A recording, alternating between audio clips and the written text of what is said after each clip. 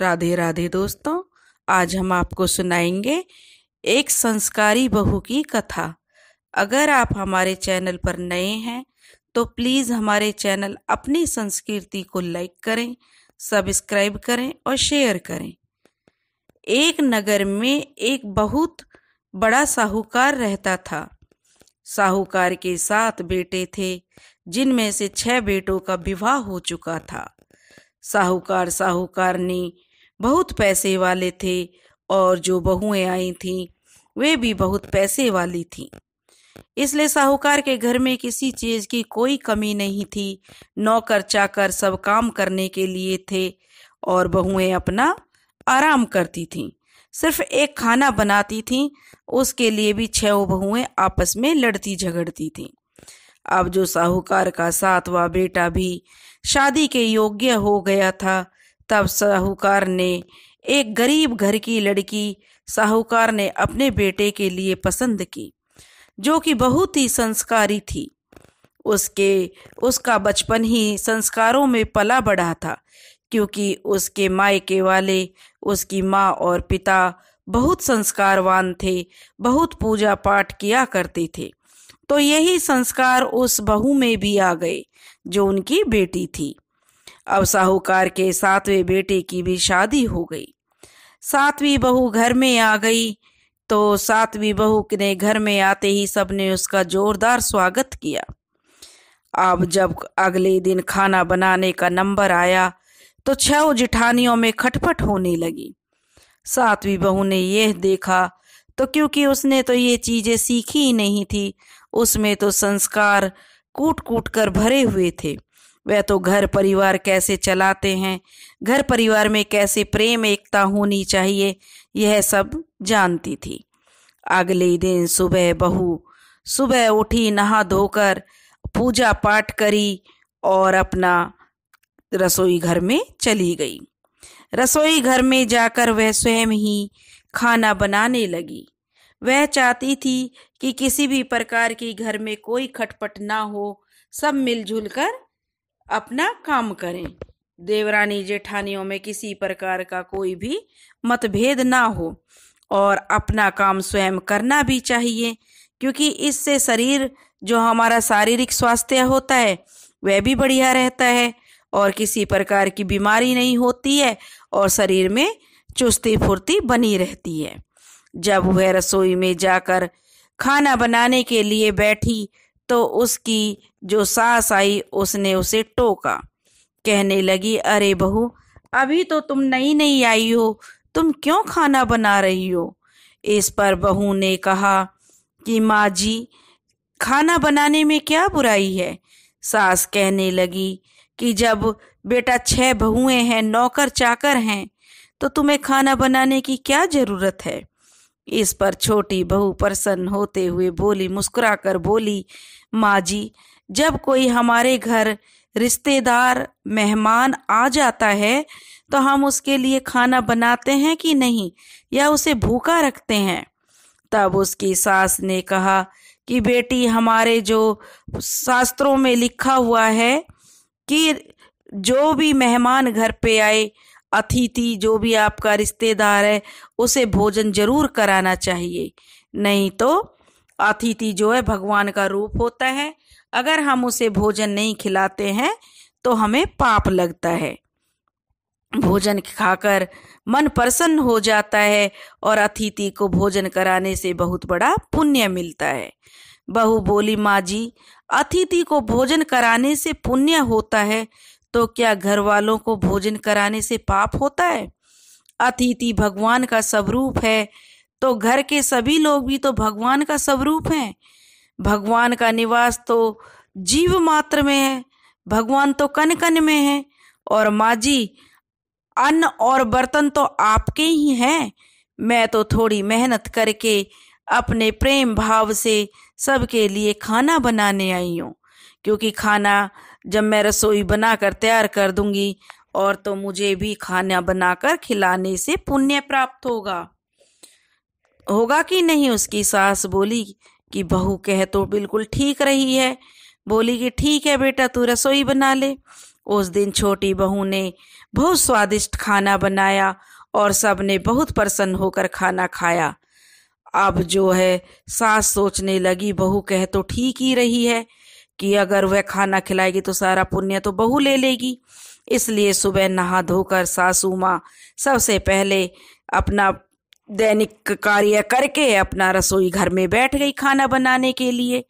जो सासू माँ खाना बनाने के लिए बैठी तो उसकी 6 बहुएं आईं और कहने लगी, माँ जी आप क्यों रसोई बना रही हो, क्योंकि इतना परिश्रम क्यों कर रही हो, आपकी तो उम्र हो चली है, अब आप जो आराम कीजिए। तब उसकी सास कहने लगी कि बेटियों बहुओं, जो भी खाना बनाकर खिलाते तो उसे पुण्य का भागी बनना पड़ता है, उसे बहुत पुण्य मिलता है। और मेरी तो अब उम्र हो चली है, मैं बहुत जल्दी मर जाऊंगी, तो मैं अभी पुण्य नहीं करूंगी तो फिर कब करूंगी। अब बहुओं ने जब सास की बात सुनी तो बहुओं ने सोचा कि इस बारे में तो हमने कुछ सोचा ही नहीं है, माँ जी पुण्य कमा लेंगी, छोटी बहू पुण्य कमा लेंगी, तो हम तो ऐसे ही रह जाएंगे। अब जो उन 6 बहुओं ने नंबर बना लिया कि एक दिन भोजन मैं पकाऊंगी, एक दिन छोटी पकाएगी, फिर वो छोटी पकाएगी, ऐसे ही सब नंबर से भोजन पकाएंगे। अब छोटी बहू का नंबर तो 8वां था, क्योंकि 6 जेठानियां थीं और एक सास और 8वीं खुद। अब उसका भोजन पकाने का नंबर 8वां था। तो बहू ने एक युक्ति निकाली कि सब मिलजुल कर भी रहें और घर में बहुएं झगड़ा नहीं करें। उसके लिए उसने देखा कि अब तो 8वें दिन मुझे रसोई बनानी है, तो अगले दिन जो बहू थी सब काम में लग गई। तो जो संस्कारी छोटी बहू थी अपना घर में एक चक्की रखी हुई थी और लग गई उस पे गेहूं पीसने। जब 8वां दिन आया और बहू ने गेहूं पीसकर छोटी बहू ने रोटी बनाई तो रोटी बहुत स्वादिष्ट बनी। उसकी सास कहने लगी, बहू तू क्यों चक्की चला रही है, घर में नौकर चाकर हैं, अपना कर लेंगे, बाहर पिसवा लाएंगे। बहू कहने लगी, माँ जी बिजली की चक्की से जब पीसते हैं तो आटा गर्म होता है और खाने में इतना टेस्ट नहीं आता।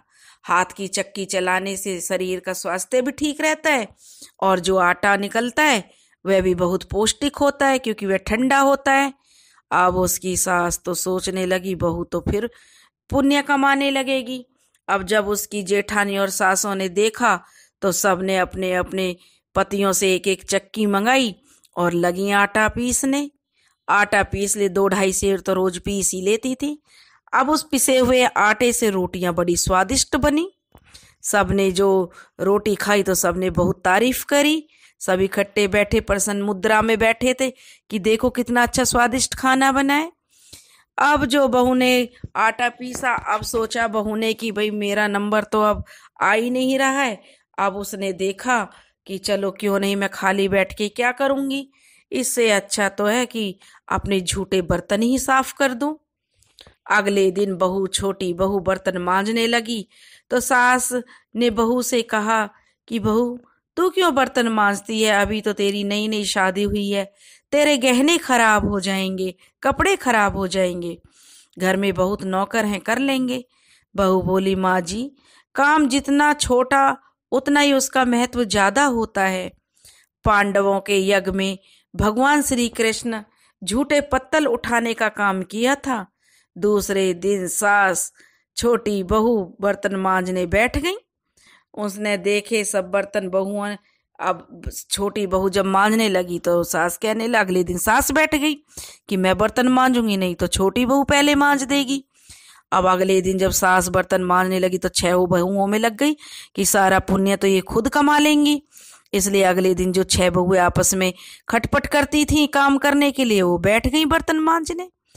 अब वो बर्तन मांजने लगी तो अगले दिन जो साहूकार के घर में झाड़ू लगाने के लिए नौकर आता था, तो अब छोटी बहू ने सुबह जल्दी उठकर झाड़ू लगा दी। फिर उसकी सासू माँ ने पूछा कि बहू तूने झाड़ू क्यों लगाई है। बहू बोली, माँ जी आप मत पूछिए, पर लेकिन आप पूछ ही रही हैं तो चलो मैं बता देती हूँ। बोलती है बहू, बोलती है तो मेरे हाथ में से काम चला जाता है, अगर मैं आपको बता दूंगी मैंने जो खाना बनाया रसोई में तो मुझे खाना बनाने के लिए नहीं मिलता। मैंने जो आटा पीसना शुरू किया तो मुझे आटा पीसने के लिए नहीं मिल रहा है, और अब बर्तन साफ करने शुरू किए तो वो भी मुझे नहीं मिल रहे हैं। अब यह काम मैं नहीं बताऊंगी कि झाड़ू क्यों लगा रही हूँ। लेकिन उसकी बहू जो सास थी वो कहने लगी, ना बेटा बता कि झाड़ू लगाने से क्या होता है, नौकर पे नहीं लगवा रही है तो कुछ तो पुण्य है, तो अकेली ही पुण्य कमा लेगी, हमें भी बता दे। तब उसकी बहू बोली, माँ जी रामायण में आपने यह प्रसंग तो सुना ही होगा कि जब भगवान राम जंगल में गए थे तो सबसे पहले वो सबरी की कुटिया में गए थे, क्योंकि जो सबरी थी वह चुपके से रोज जो है सरोवर के रास्ते को साफ करती थी कि कहीं आते जाते जो ऋषि मुनि थे, आश्रम में रहते थे, जंगलों में वनों में रहते थे, उनके पैरों में कंकड़ ना चुभ जाए। सास ने देखा कि छोटी बहू को सब सारा पुण्य लूट लेगी, लेकिन हम तो अकेले रह जाएंगे क्योंकि यह सब पुण्य अकेले में ले लेगी। अब सास ने और बहुएं मिलकर अगले दिन से झाड़ू लगाना शुरू कर दिया। बाद में बहू बोली, जिस घर में आपस में प्रेम होता है वहीं लक्ष्मी बढ़ती है, और जहाँ कलह होता है वहाँ गरीबी आती है। सेठ का तो धन जो दिनों दिन बढ़ने लगा। उसने जो घर की सब स्त्रियों के लिए, जो सेठ था उसने सबके लिए गहने बनवा दिए। अब छोटी बहू से भी सास ससुर बहुत खुश थे, क्योंकि नौकर चाकर भी थे लेकिन उनको भी बहुत मान सम्मान मिल रहा था, नहीं तो उनको सब झिड़कते थे। अब छोटी बहू के ससुराल में जो गहने मिले सेठ ने सारी बहुओं के लिए बनवाए, छोटी बहू को भी मिले। तो छोटी बहू अपने सारे गहने लेकर बड़ी जेठानी के पास गई और बोली, दीदी आपके बच्चे बड़े हैं, उनका आप विवाह करोगी और तो वो गहनों की आपको जरूरत पड़ेगी। अभी तो मेरे कोई बच्चा नहीं है, आप इन गहनों को अपने पास रख लीजिए। गहने को देखकर जेठानी ने कुछ पैसे अपने कहा कि भाई मैं पैसे दूं इनके, तो वो कहने लगी, नहीं आप मेरी जेठानी हो, बड़ी दीदी हो, अगर आपके बच्चे शादी लायक हैं तो पहले आप कर लीजिए, आपको ज्यादा जरूरत है, मेरे तो अभी बच्चे भी नहीं हुए, जब मुझे जरूरत होगी तो आप मेरी मदद कर देना। तो उसकी जेठानी बड़ी खुश हुई।